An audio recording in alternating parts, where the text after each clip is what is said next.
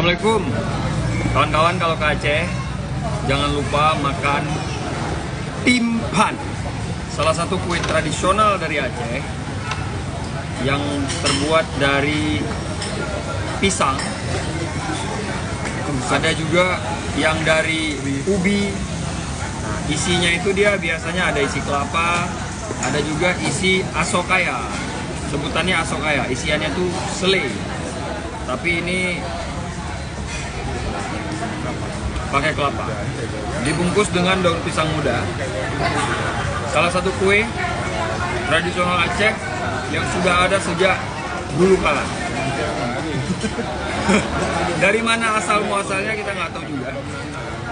Tapi ini salah satu kue yang memang khas yang ada di Aceh.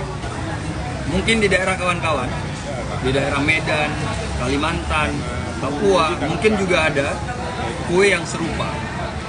Kalau ada, namanya apa di daerah kalian?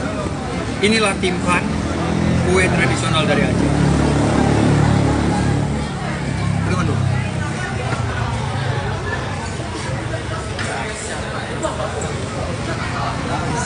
Paju timpan, bek sampai medimpan.